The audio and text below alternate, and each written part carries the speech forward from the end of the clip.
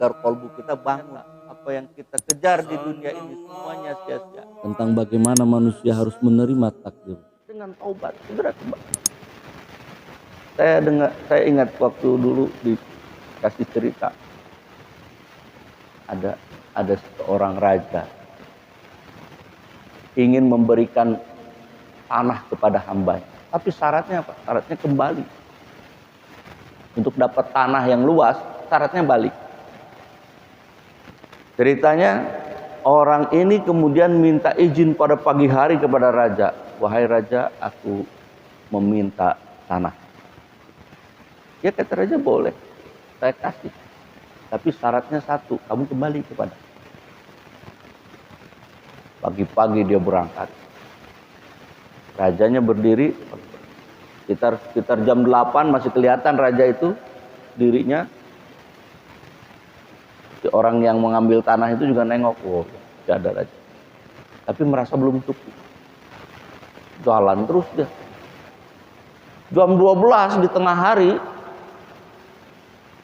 nengok rajanya udah jauh. Udah jalan dari jam 6 sampai jam 12 ya, 6 jam jalan jauh kan. Gak kelihatan lagi tuh raja. Terik panas. Ah, masih siang. Masih kurang ini. Jalan terus sampai menjelang maghrib. Jalanan yang dilewati sudah lupa. Kelelahan sudah datang, mau balik lagi susah. Jalan mulai gelap. Nah ini gambaran kita hari ini dalam kehidupan dunia. Usia sudah 49, nak balik lagi kepada Allah, ini kemana ini jalannya? Udah gelap pak, nengok kiri, pak, kemana? Udah keasikan dengan kehidupan dunia. Padahal apa yang diasikin? Hutang banyak, pikiran ruwet, urusan rumah tangga nggak ada ujungnya, urusan anak masih terus berlangsung. Kita ini hobi di tempat yang bermasalah gitu. Hobi di situ. Padahal untuk kembali kepada Allah, itulah anugerah nanti yang akan Allah berikan kepada kita. Kalau kita balik kepada Allah, dikasih semua oleh Allah.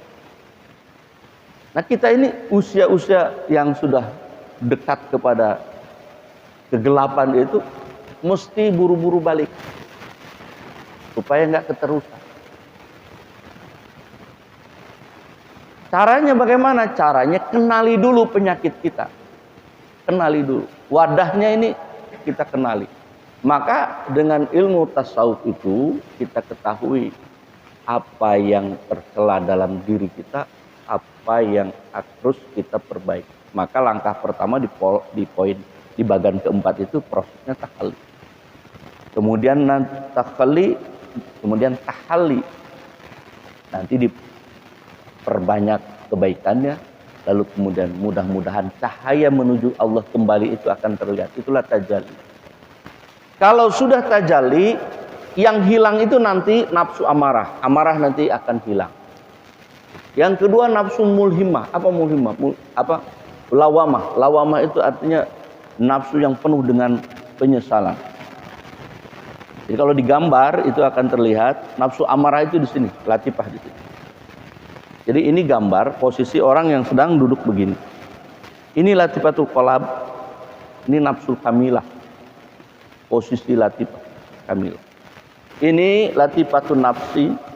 Disinilah posisinya amarah, sifatnya serakah, kikir, bakhil, pelit, dengki, iri hati, bodoh, takabur, syahwat, pemarah. Maka kenapa orang disuruh sujud? Suruh sujud. Ini yang amarah, yang nafsu, yang ini jangan terlalu tinggi lah. Kau sama dengan tanah kira-kira begitu. Kamu ini nggak lebih dari tanah itu. Zat awal kamu itu diciptakan. Sekarang kalau orang emosi itu kan, kata saya apa? Oh kata saya. Kan saya sudah bilang. Pikiran saya mengatakan ini yang benar. Oh gaya. Itulah sifatun nafsu itu begitu. Menunjukkan ketakaburan, kesombongan. Selesai sombong itu hilang dari diri kita, muncul penyesalan, Pak. Namanya lawamah. Mana letaknya? Di latifatul qalbi. Susu di sebelah kiri, dua jari. di bawah puting, tapi ke arah luar. Itu kolbi, latifatul kolbi. Di mana ini disebut dengan wilayah Adam. Di mana ini posisinya disebut wilayah Adam. Penjelasan ini ada dalam kitab Tanwirul Qulub. Siapa yang menulisnya? Syekh Amin Al-Qurbi. Kata beliau, an-nafs itu adalah substansi yang menyinari, yang menghidupi badan. Jadi substansi yang menghidupi badan itu disebut nafs, jiwa. Tapi dalam penjelasan kitab Imam Al-Ghazali dikatakan perjumpaan antara ruhaniyah dengan jasad itu yang menghasilkan nafs, medan nafs. Maka dalam Ihya Ulumuddin digabung itu nafs, jiwa, akal, kolbu itu digabung sama beliau. Kenapa? Karena memang waktu periode beliau itu penjelasan ini agak sulit. Kalau di akhir zaman ini penjelasannya insya Allah akan mudah. Kenapa? Karena kita punya teknologi untuk itu. Pertama misalnya handphone. Handphone itu ada fisiknya. Tapi jasad fisiknya memang bisa kelihatan. Tapi isinya bagaimana sistemnya, bagaimana kita bisa berkomunikasi, itu kan bukan jasa dia itu. Sifatnya gitu kira-kira. Nggak nampak itu, nggak nampak. Kita berkomunikasi dengan siapa sampai keluar negeri itu bisa. Itu kan tidak nampak. Ada alat-alat yang bisa menjelaskan itu. Apabila menyinari badan dan lahir, jasad dan batin, badan lahir dan batin maksudnya, maka dihasilkan kondisi terjaga. Ini nafsu. Apabila ia hanya menyinari badan bagian dalam, maka dihasilkan kondisi tidur.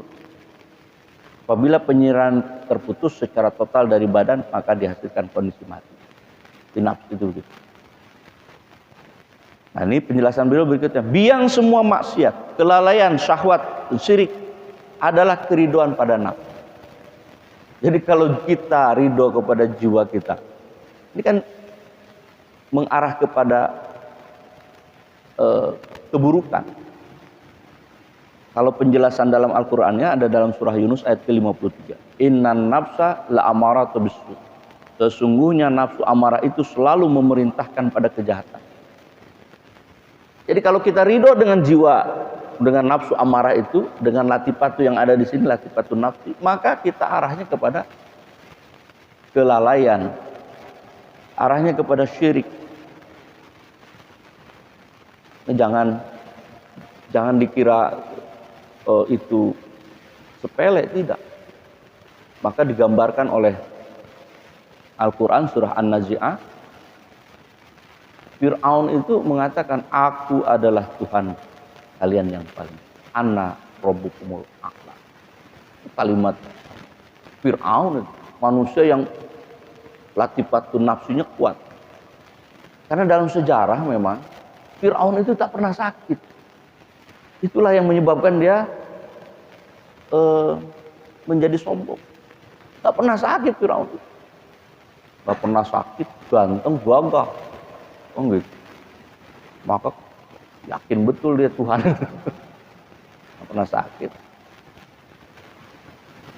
Nah, oleh karena itu kita perlu memeriksa apakah kita ini memiliki jiwa Fir'aun itu kan.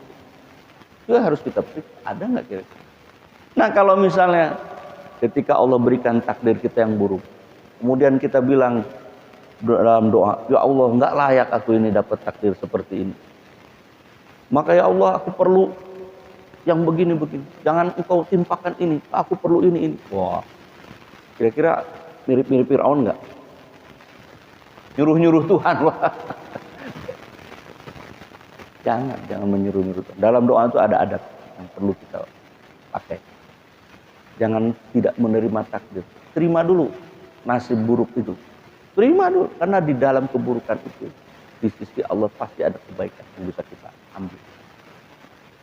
Terima, baru kemudian dengan halus kita mengungkapkan keinginan kita bahwa. Tapi orang-orang ahli-ahli thariqah itu tidak akan begitu.